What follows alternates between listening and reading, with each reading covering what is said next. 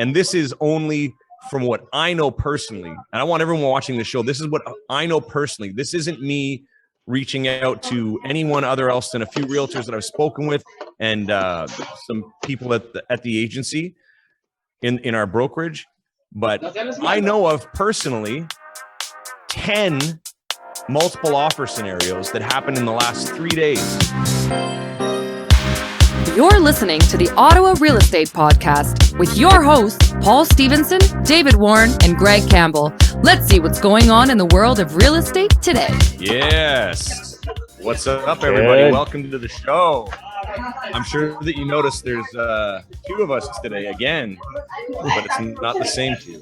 It's Greg and Dave today. Paul Stevenson, I have to say he's probably panicking frantically right now in Colombia, trying to find a signal to get on, but he's not here, and we're going ahead with the show anyways.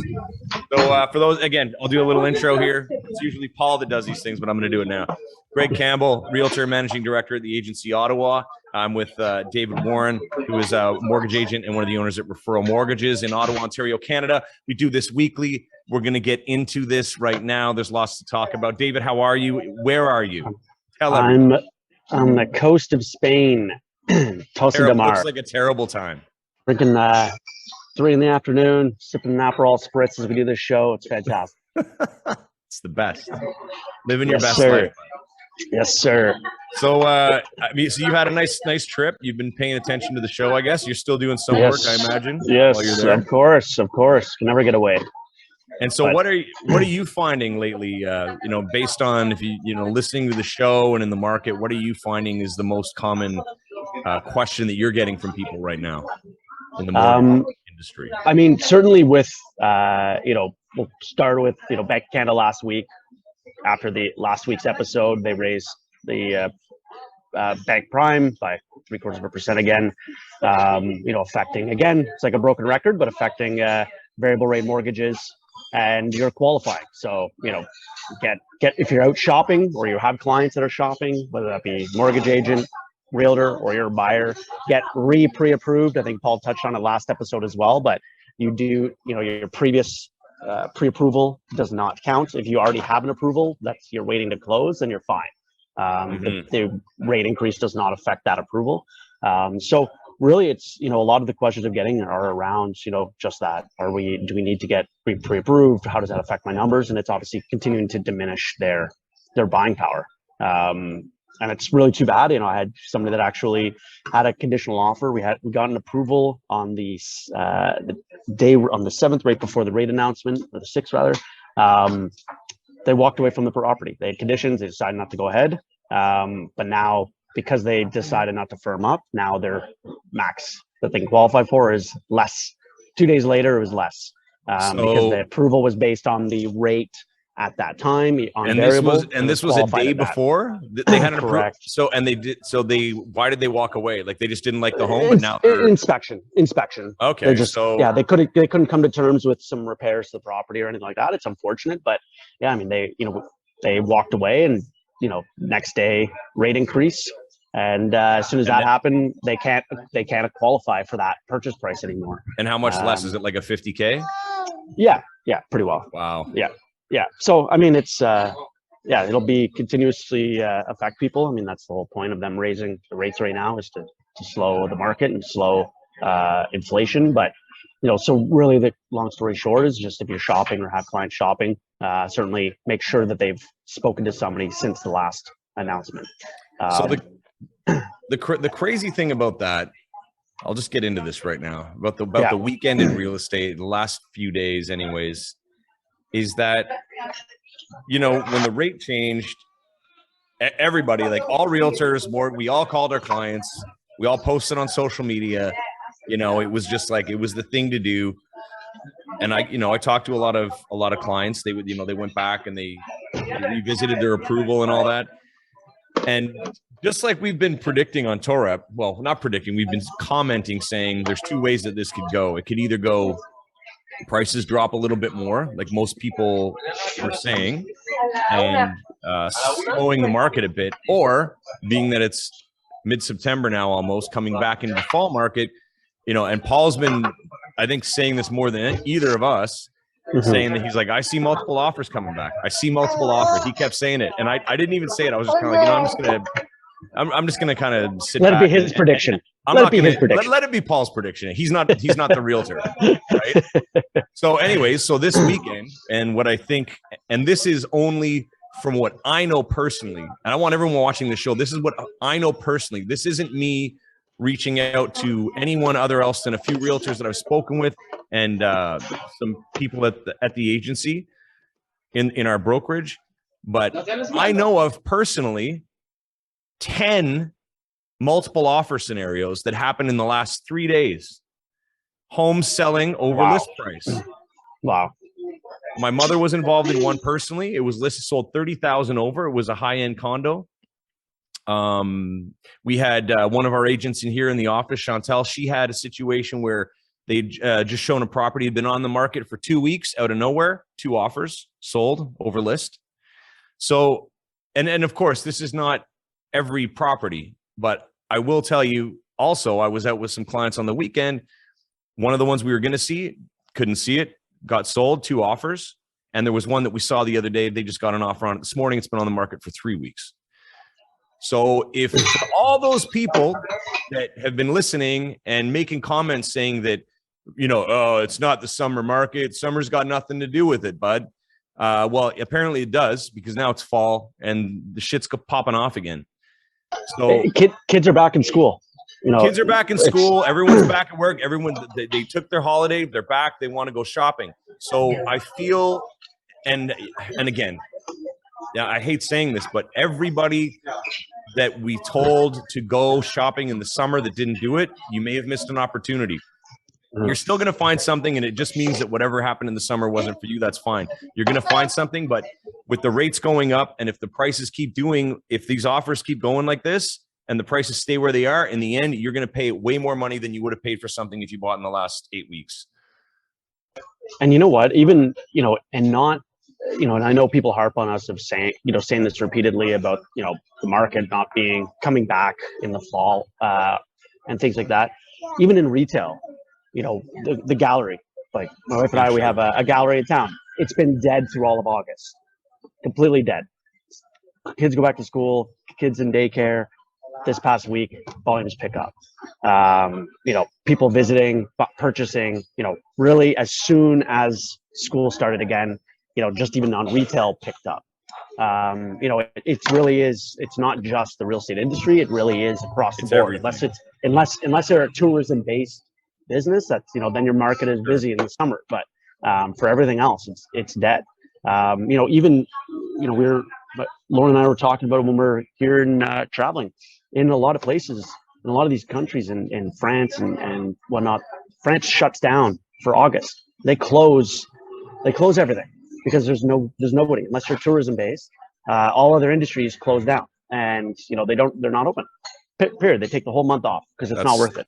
That's amazing. We should be doing that here. And this is just to speak to what we've been talking about, the market picking up.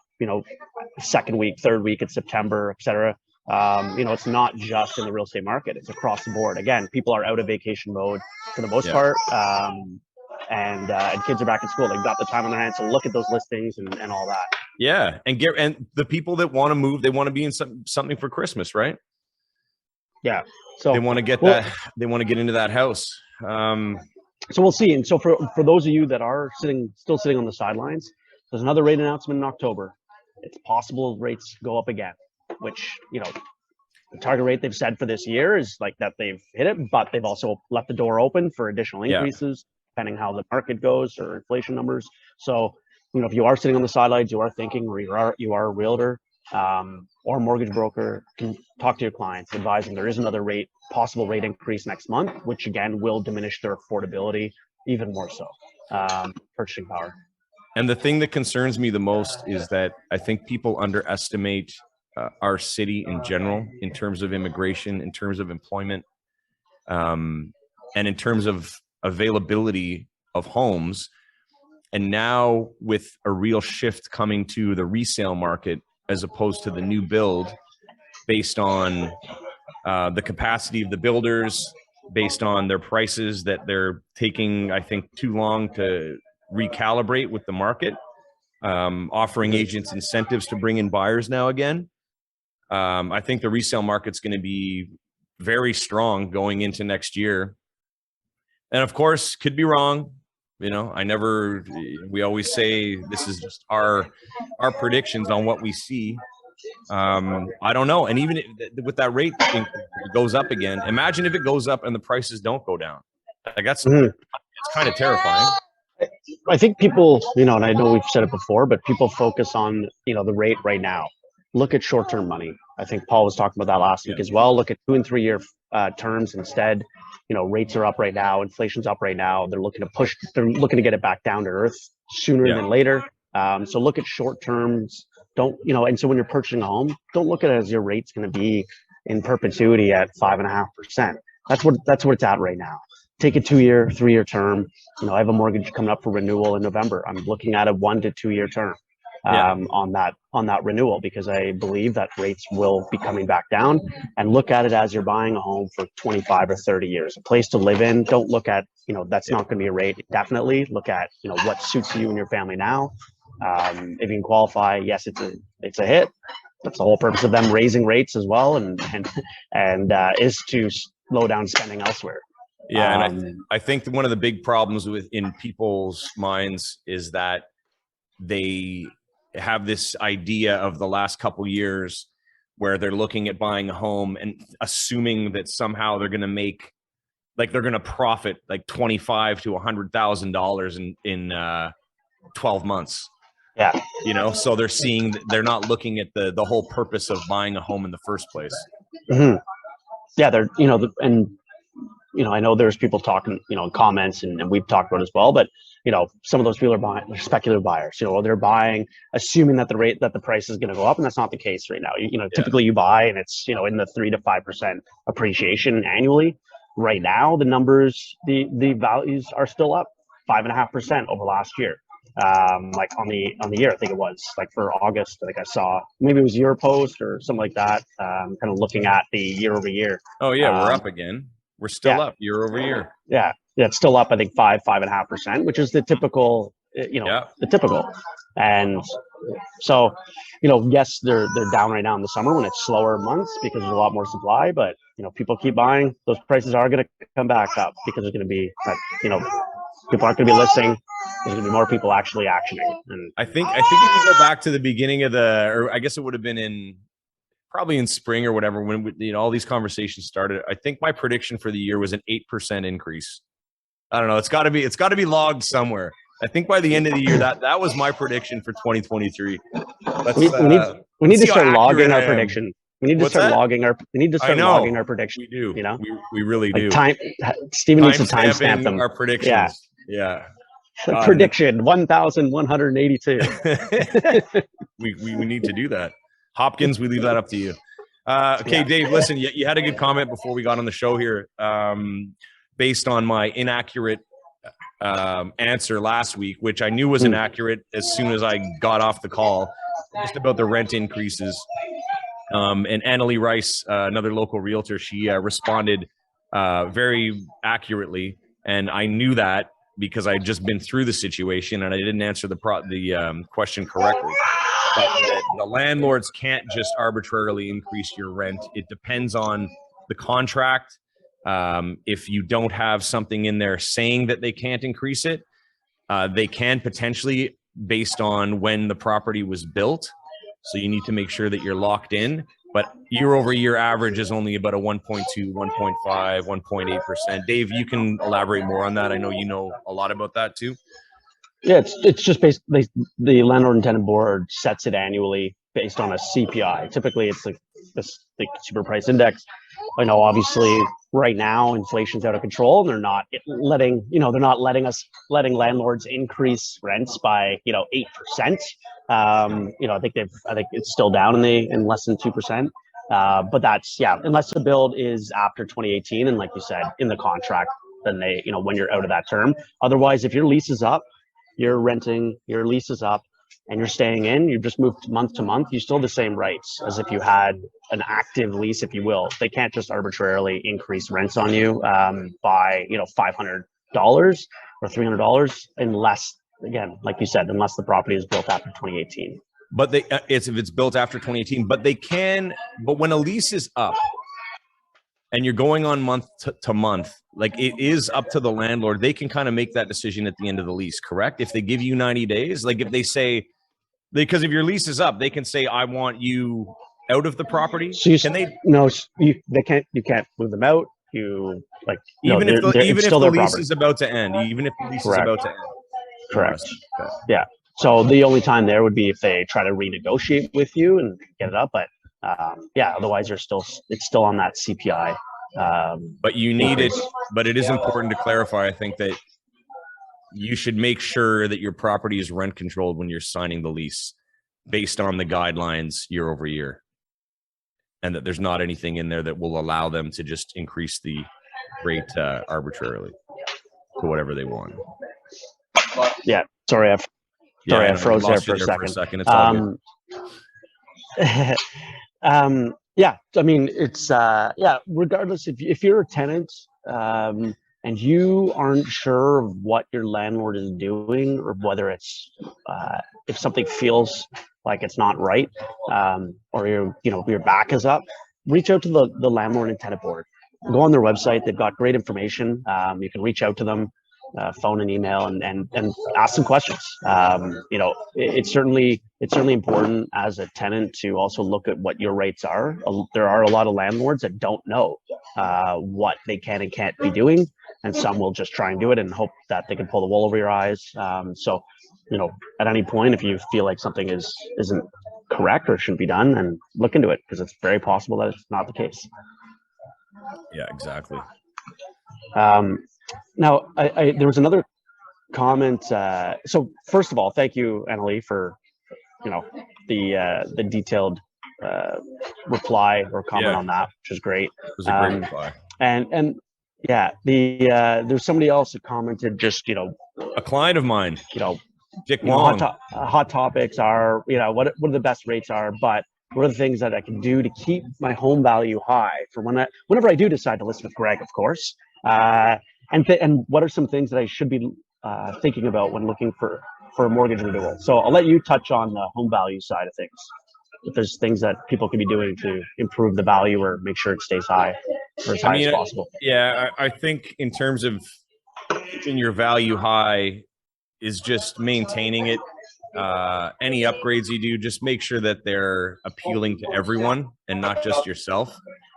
Not that you might have odd tastes, but there are some people who upgrade their homes to exactly what they want, and it is completely the opposite of what the general public will want.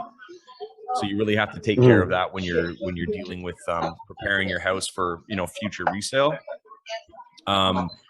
Just maintaining and not try and put in platinum. Try not putting platinum fixtures in when silver will do. Exactly. Keep it moderate. I mean, and if you have, if you have any, real concerns about what you're doing, then, you bring in bring in a realtor, bring in a designer, like just have somebody through to give you a second opinion to help with your budget, because I think overextending yourself in updates, a lot of the time you won't get that money back. I was out at, perfect example. So I was out this weekend with some new buyers that I met actually through the show. We're working with them. Great couple, Anthony and Priscilla. And, we saw, he knows what he wants to do because he does renovations. He renovated a property in Cornwall that he's selling now. It's incredible what he did. So it was really cool being out with them, because we're going through the house, and he's taking his notes and he knows what can be done. He wanted something to fix up. But some of these properties, it was like, they did do some work, but the work that they did was either not good, or it was stuff that most people would come in and they would just remove it immediately because it's not appealing to most people.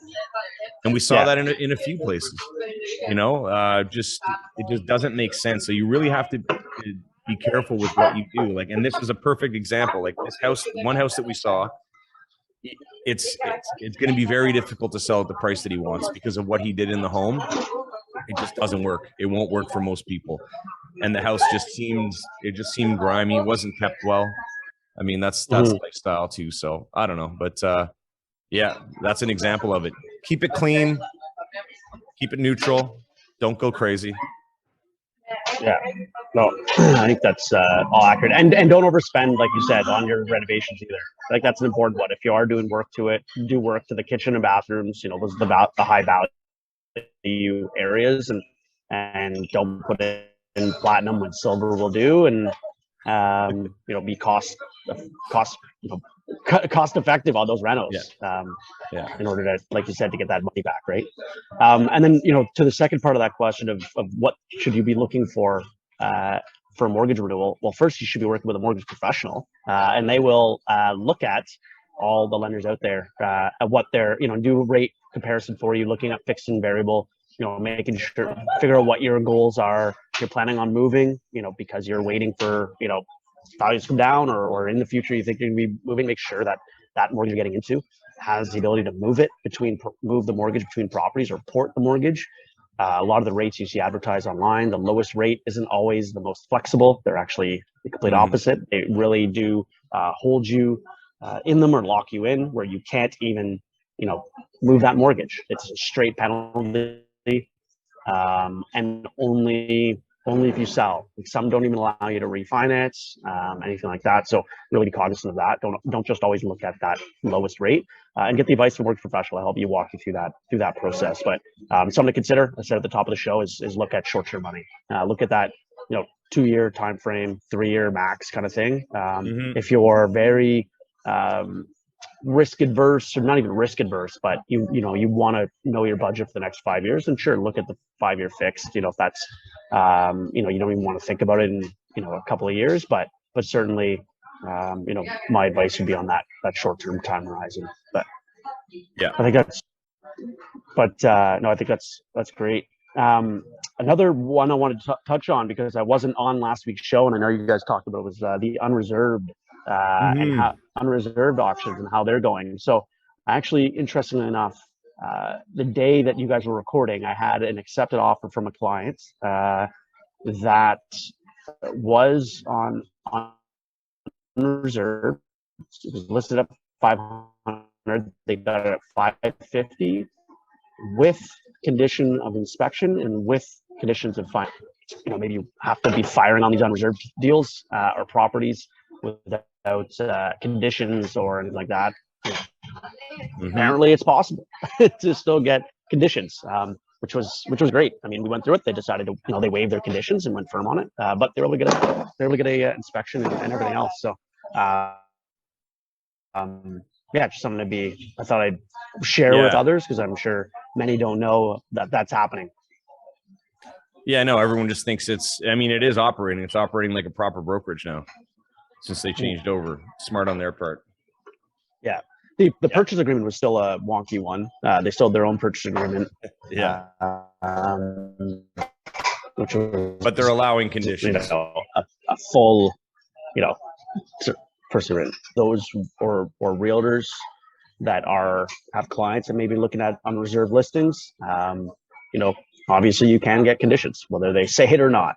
It's just something to be aware of. But yeah, I imagine eventually they're going to have to switch to the same APS as everybody else, as the board.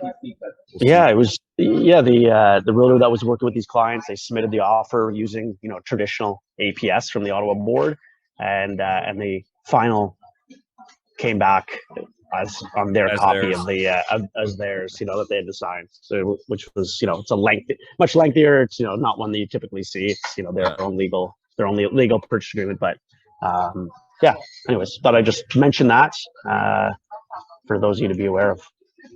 Yeah, that's good stuff. All right. Well, I'm good. I think that was good. To the point. Gave our thoughts, and now we'll see what the comments are for next week.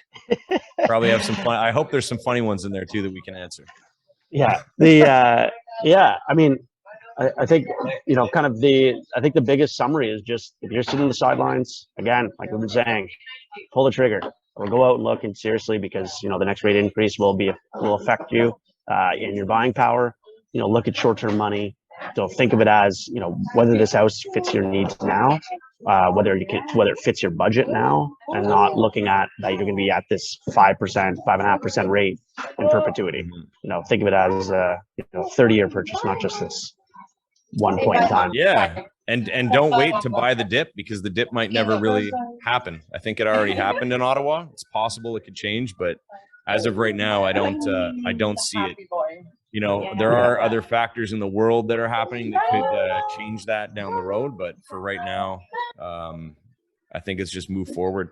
Find the property you love, find a way to get in, and do it. Get on it. All right. Well, thanks, Dave. We'll see you soon. When are you back? Great. Next weekend. Oh, nice. Okay. Or no, sorry, this weekend. This weekend. Shit. Yeah, damn it. I only got a few days left. Damn it. Exactly. Damn it. Maybe I'll change the flight. Who knows? Yeah. Do it, man. Do it if you can. Do it. All right. Cool. Thanks for tuning in, guys. There's no jokes today. There's no jokes. No. We're not funny. We don't plan or strategize to do these jokes.